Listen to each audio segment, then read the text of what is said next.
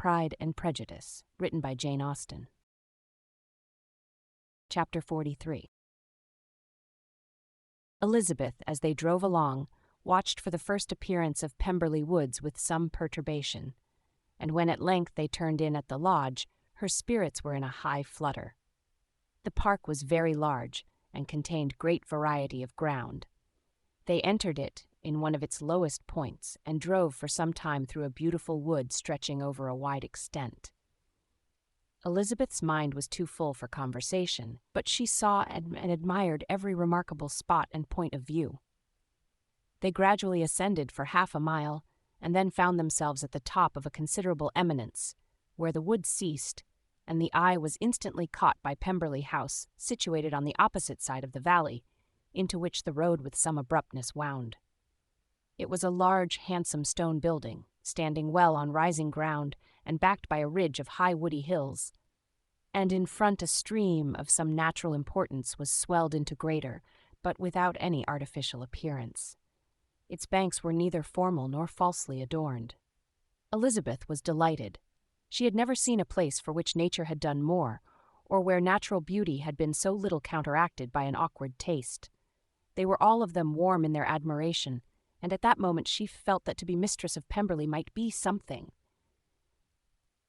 They descended the hill, crossed the bridge, and drove to the door, and, while examining the nearer aspect of the house, all her apprehension of meeting its owner returned.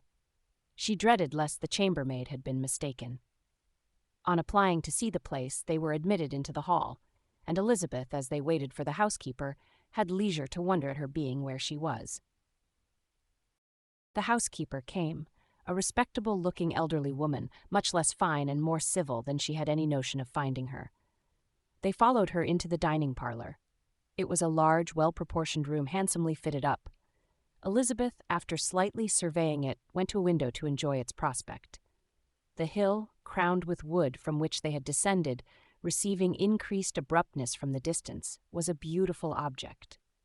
Every disposition of the ground was good, and she looked on the whole scene, the river, the trees scattered on its banks, and the winding of the valley as far as she could trace it, with delight. As they passed into other rooms, these objects were taking different positions, but from every window there were beauties to be seen. The rooms were lofty and handsome, and their furniture suitable to the fortune of their proprietor. But Elizabeth saw, with admiration of his taste, that it was neither gaudy nor uselessly fine, with less of splendor and more real elegance than the furniture of Rosings. And of this place, thought she, I might have been mistress. With these rooms I might have now been familiarly acquainted. Instead of viewing them as a stranger, I might have rejoiced in them as my own, and welcomed to them as visitors my uncle and aunt. But no, recollecting herself, that could never be. My uncle and aunt would have been lost to me. I should not have been allowed to invite them. This was a lucky recollection. It saved her from something like regret. She longed to inquire of the housekeeper whether her master were really absent, but had not courage for it. At length, however, the question was asked by her uncle, and she turned away with alarm, while Mrs. Reynolds replied that he was, adding, "But we expect him tomorrow with a large party of friends." How rejoiced was Elizabeth that their own journey had not by any circumstance been delayed a day. Her aunt now called her to look at a picture. She approached, and saw the likeness of Mr. Wickham suspended amongst several other miniatures over the mantelpiece. Her aunt asked her smilingly how she liked it. The housekeeper came forward and told them it was the picture of a young gentleman, the son of her late master's steward, who had been brought up by him at his own expense. "He is now gone into the army," she added, "but I am afraid he has turned out very wild." Mrs. Gardiner looked at her niece with a smile, but Elizabeth could not return it. "And that," said Mrs. Reynolds, pointing to another of the miniatures, "is my master, and very like him. It was drawn at the same time as the other, about 8 years ago." "I have heard much of your master's fine person," said Mrs. Gardiner, looking at the picture. "It is a handsome face, but, Lizzie, you can tell us whether it is like or not." Mrs. Reynolds' respect for Elizabeth seemed to increase on this intimation of her knowing her master. "Does that young lady know Mr. Darcy?" Elizabeth colored and said, "A little." And do not you think him a very handsome gentleman, ma'am?" "Yes, very handsome. I am sure I know none so handsome, but in the gallery upstairs you will see a finer, larger picture of him than this. This room was my late master's favourite room, and these miniatures are just as they used to be then. He was very fond of them." This accounted to Elizabeth for Mr. Wickham's being among them. Mrs. Reynolds then directed their attention to one of Miss Darcy, drawn when she was only 8 years old. "And is Miss Darcy as handsome as her brother?" said Mr. Gardiner. "Oh, yes, the handsomest young lady that ever was seen, and so accomplished. She plays and sings all day long. In the next room is a new instrument just come down for her, a present from my master. She comes here tomorrow with him." Mr. Gardiner, whose manners were easy and pleasant, encouraged her communicativeness by his questions and remarks. Mrs. Reynolds, either from pride or attachment, had evidently great pleasure in talking of her master and his sister. "Is your master much at Pemberley in the course of the year?" "Not so much as I could wish, sir, but I dare say he may spend half his time here, and Miss Darcy is always down for the summer months." "Except," thought Elizabeth, "when she goes to Ramsgate." "If your master would marry, you might see more of him." "Yes, sir, but I do not know when that will be. I do not know who is good enough for him." Mr. and Mrs. Gardiner smiled. Elizabeth could not help saying, "It is very much to his credit, I am sure, that you should think so." "I say no more than the truth, and what everybody will say that knows him," replied the other. Elizabeth thought this was going pretty far, and she listened with increasing astonishment as the housekeeper added, "I have never had a cross word from him in my life, and I have known him ever since he was 4 years old." This was praise of all others most extraordinary, most opposite to her ideas. That he was not a good-tempered man had been her firmest opinion. Her keenest attention was awakened, she longed to hear more, and was grateful to her uncle for saying, "There are very few people of whom so much can be said. You are lucky in having such a master." "Yes, sir, I know I am. If I were to go through the world, I could not meet with a better. But I have always observed that they who are good-natured when children are good-natured when they grow up, and he was always the sweetest-tempered, most generous-hearted boy in the world." Elizabeth almost stared at her. "Can this be Mr. Darcy?" thought she. "His father was an excellent man," said Mrs. Gardiner. "Yes, ma'am, that he was indeed, and his son will be just like him, just as affable to the poor." Elizabeth listened, wondered, doubted, and was impatient for more. Mrs. Reynolds could interest her on no other point. She related the subjects of the pictures, the dimensions of the rooms, and the price of the furniture in vain. Mr. Gardiner, highly amused by the kind of family prejudice to which he attributed her excessive commendation of her master, soon led again to the subject, and she dwelt with energy on his many merits as they proceeded together up the great staircase. "He is the best landlord and the best master," said she, "that ever lived. Not like the wild young men nowadays, who think of nothing but themselves. There is not one of his tenants or servants but what will give him a good name. Some people call him proud, but I am sure I never saw anything of it. To my fancy, it is only because he does not rattle away like other young men." "In what an amiable light does this place him?" thought Elizabeth. "This fine account of him," whispered her aunt as they walked, "is not quite consistent with his behavior to our poor friend. Perhaps we might be deceived. That is not very likely. Our authority was too good." On reaching the spacious lobby above, they were shown into a very pretty sitting-room, lately fitted up with greater elegance and lightness than the apartments below, and were informed that it was but just done to give pleasure to Miss Darcy, who had taken a liking to the room when last at Pemberley. "He is certainly a good brother," said Elizabeth as she walked towards one of the windows. Mrs. Reynolds anticipated Miss Darcy's delight when she should enter the room. "And this is always the way with him," she added.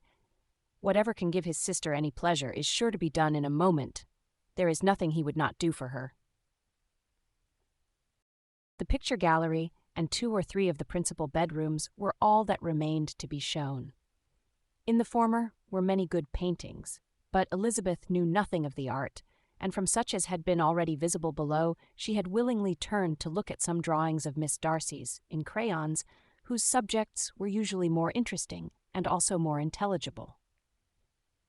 In the gallery there were many family portraits, but they could have little to fix the attention of a stranger.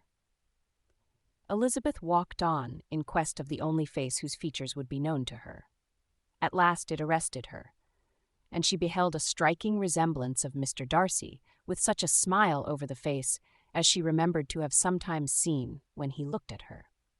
She stood several minutes before the picture in earnest contemplation, and returned to it again before they quitted the gallery.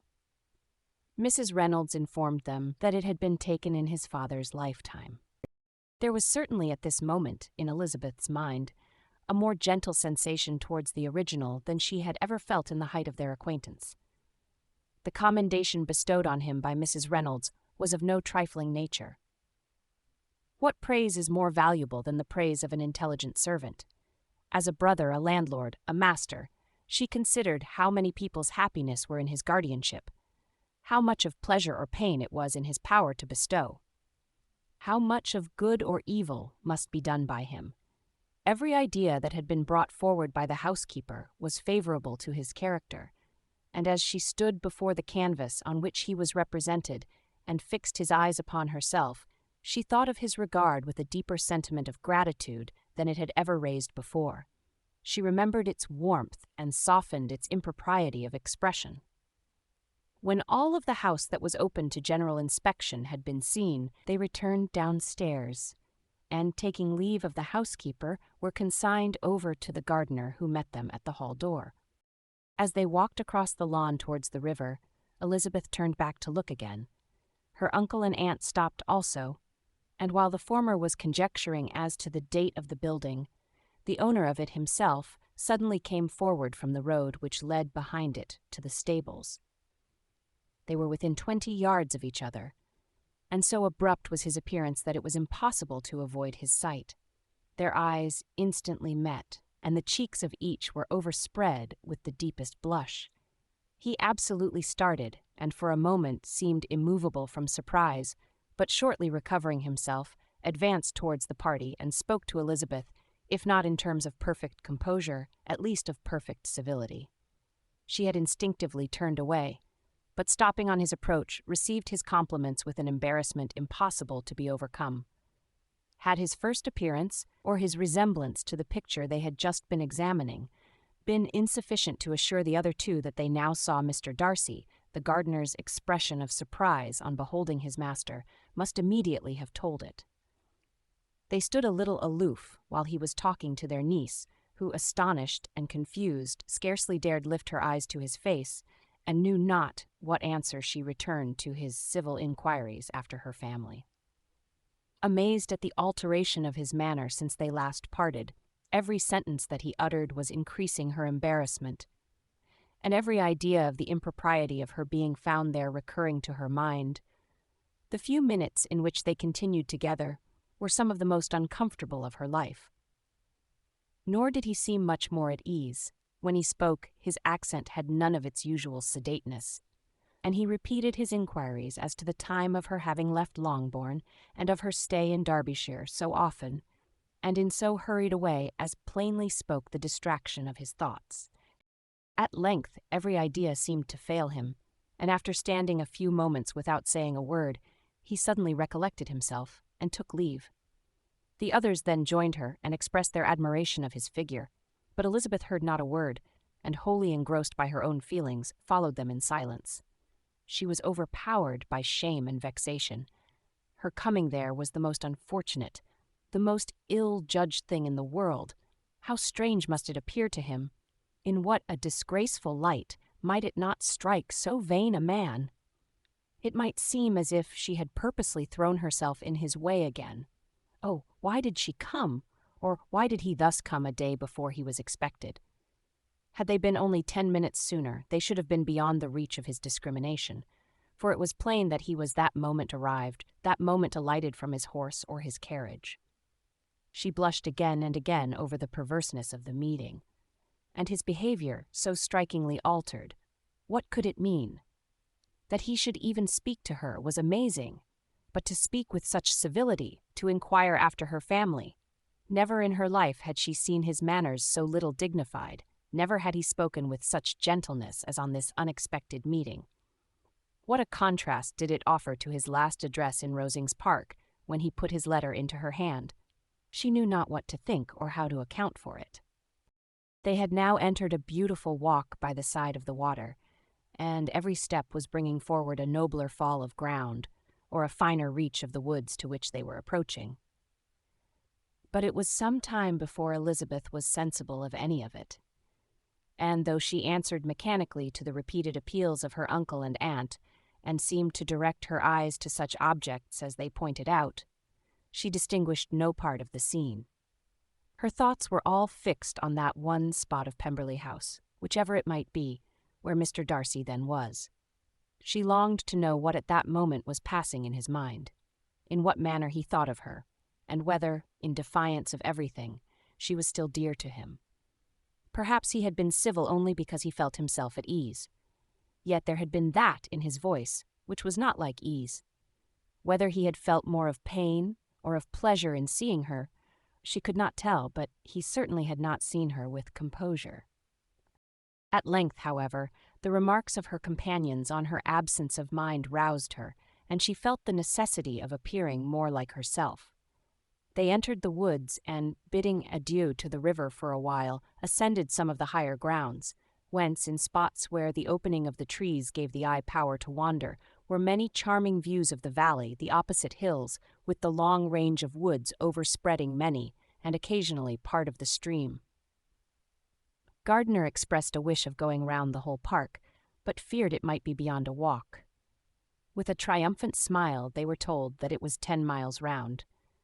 It settled the matter, and they pursued the accustomed circuit, which brought them again, after some time, in a descent among hanging woods, to the edge of the water, and one of its narrowest parts.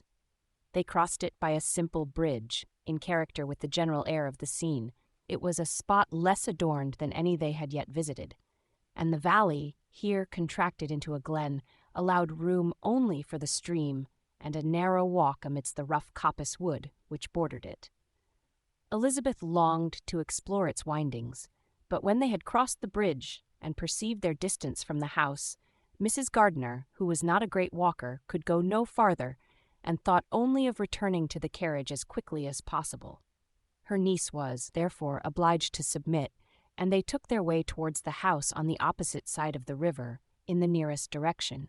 But their progress was slow, for Mr. Gardiner, though seldom able to indulge the taste, was very fond of fishing, and was so much engaged in watching the occasional appearance of some trout in the water, and talking to the man about them, that he advanced but little. Whilst wandering on in this slow manner, they were again surprised, and Elizabeth's astonishment was quite equal to what it had been at first, by the sight of Mr. Darcy approaching them, and at no great distance. The walk being here less sheltered than on the other side, allowed them to see him before they met. Elizabeth, however astonished, was at least more prepared for an interview than before, and resolved to appear, and to speak with calmness, if he really intended to meet them. For a few moments, indeed, she felt that he would probably strike into some other path. The idea lasted while a turning in the walk concealed him from their view. The turning past, he was immediately before them.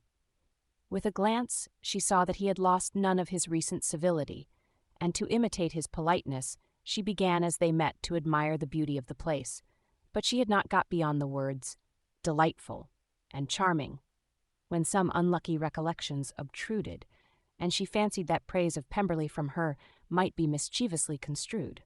Her color changed, and she said no more. Mrs. Gardiner was standing a little behind, and on her pausing, he asked her if she would do him the honor of introducing him to her friends. This was a stroke of civility for which she was quite unprepared, and she could hardly suppress a smile at his being now seeking the acquaintance of some of those very people against whom his pride had revolted in his offer to herself. What will be his surprise, thought she, when he knows who they are? He takes them now for people of fashion. The introduction, however, was immediately made, and as she named their relationship to herself, she stole a sly look at him to see how he bore it, and was not without the expectation of his decamping as fast as he could from such disgraceful companions. That he was surprised by the connection was evident. He sustained it, however, with fortitude, and, so far from going away, turned back with them and entered into conversation with Mr. Gardner. Elizabeth could not but be pleased, could not but triumph. It was consoling that he should know she had some relations for whom there was no need to blush. She listened most attentively to all that passed between them, and gloried in every expression, every sentence of her uncle, which marked his intelligence, his taste, or his good manners. The conversation soon turned upon fishing, and she heard Mr. Darcy invite him, with the greatest civility, to fish there as often as he chose, while he continued in the neighborhood, offering at the same time to supply him with fishing tackle, and pointing out those parts of the stream where there was usually most sport. Mrs. Gardner, who was walking arm in arm with Elizabeth, gave her a look expressive of her wonder. Elizabeth said nothing, but it gratified her exceedingly. The compliment must be all for herself. Her astonishment, however, was extreme, and continually was she repeating, "Why is he so altered? From what can it proceed? It cannot be for me, it cannot be for my sake that his manners are thus softened. My reproofs at Hunsford could not work such a change as this. It is impossible that he should still love me." After walking some time in this way, the two ladies in front, the two gentlemen behind, on resuming their places, after descending to the brink of the river for the better inspection of some curious water plant, there chanced to be a little alteration. It originated in Mrs. Gardner, who, fatigued by the exercise of the morning, found Elizabeth's arm inadequate to her support, and consequently preferred her husband's. Mr. Darcy took her place by her niece, and they walked on together. After a short silence, the lady first spoke. She wished him to know that she had been assured of his absence before she came to the place, and accordingly began by observing that his arrival had been very unexpected. "For your housekeeper," she added, "informed us that you would certainly not be here till tomorrow, and indeed, before we left Bakewell, we understood that you were not immediately expected in the country." He acknowledged the truth of it all, and said that business with his steward had occasioned his coming forward a few hours before the rest of the party with whom he had been traveling. "They will join me early tomorrow," he continued, "and among them are some who will claim an acquaintance with you, Mr. Bingley and his sisters." Elizabeth answered only by a slight bow. Her thoughts were instantly driven back to the time when Mr. Bingley's name had been last mentioned between them, and if she might judge from his complexion, his mind was not very differently engaged. "There is also one other person in the party," he continued after a pause, "who more particularly wishes to be known to you. Will you allow me, or do I ask too much, to introduce my sister to your acquaintance during your stay at Lambton?" The surprise of such an application was great indeed. It was too great for her to know in what manner she acceded to it. She immediately felt that whatever desire Miss Darcy might have of being acquainted with her must be the work of her brother, and without looking farther it was satisfactory. It was gratifying to know that his resentment had not made him think really ill of her. They now walked on in silence, each of them deep in thought. Elizabeth was not comfortable, that was impossible, but she was flattered and pleased. His wish of introducing his sister to her was a compliment of the highest kind. They soon outstripped the others, and when they had reached the carriage, Mr. and Mrs. Gardner were half a quarter of a mile behind. He then asked her to walk into the house, but she declared herself not tired, and they stood together on the lawn. At such a time much might have been said, and silence was very awkward. She wanted to talk, but there seemed an embargo on every subject. At last she recollected that she had been traveling, and they talked of Matlock and Dovedale with great perseverance. Yet time and her aunt moved slowly, and her patience and her ideas were nearly worn out before the tête-à-tête was over. On Mr. and Mrs. Gardner's coming up, they were all pressed to go into the house and take some refreshment. But this was declined, and they parted on each side with the utmost politeness. Mr. Darcy handed the ladies into the carriage, and when it drove off, Elizabeth saw him walking slowly towards the house. The observations of her uncle and aunt now began, and each of them pronounced him to be infinitely superior to anything they had expected. "He is perfectly well behaved, polite and unassuming," said her uncle. "There is something a little stately in him, to be sure," replied her aunt, "but it is confined to his air, and is not unbecoming. I can now say with the housekeeper that though some people may call him proud, I have seen nothing of it. I was never more surprised than by his behavior to us. It was more than civil, it was really attentive, and there was no necessity for such attention. His acquaintance with Elizabeth was very trifling." "To be sure, Lizzie," said her aunt, "he is not so handsome as Wickham, or rather he has not Wickham's countenance, for his features are perfectly good. But how came you to tell us that he was so disagreeable?" Elizabeth excused herself as well as she could, said that she had liked him better when they met in Kent than before, and that she had never seen him so pleasant as this morning. "But perhaps he may be a little whimsical in his civilities," replied her uncle. "Your great men often are, and therefore I shall not take him at his word about fishing, as he might change his mind another day and warn me off his grounds." Elizabeth felt that they had entirely mistaken his character, but said nothing. "From what we have seen of him," continued Mrs. Gardiner, "I really should not have thought that he could have behaved in so cruel a way by anybody as he has done by poor Wickham. He has not an ill-natured look. On the contrary, there is something pleasing about his mouth when he speaks, and there is something of dignity in his countenance that would not give one an unfavorable idea of his heart. But, to be sure, the good lady who showed us the house did give him a most flaming character. I could hardly help laughing aloud sometimes, but he is a liberal master, I suppose, and that, in the eye of a servant, comprehends every virtue." Elizabeth here felt herself called on to say something in vindication of his behavior to Wickham, and, therefore, gave them to understand, in as guarded a manner as she could, that by what she had heard from his relations in Kent, his actions were capable of a very different construction, and that his character was by no means so faulty, nor Wickham's so amiable, as they had been considered in Hertfordshire. In confirmation of this, she related the particulars of all the pecuniary transactions in which they had been connected, without actually naming her authority, but stating it to be such as might be relied on. Mrs. Gardiner was surprised and concerned, but as they were now approaching the scene of her former pleasures, every idea gave way to the charm of recollection, and she was too much engaged in pointing out to her husband all the interesting spots in its environs to think of anything else. Fatigued as she had been by the morning's walk, they had no sooner dined than she set off again in quest of her former acquaintance, and the evening was spent in the satisfactions of an intercourse renewed after many years' discontinuance. The occurrences of the day were too full of interest to leave Elizabeth much attention for any of these new friends, and she could do nothing but think, and think with wonder, of Mr. Darcy's civility, and above all of his wishing her to be acquainted with his sister.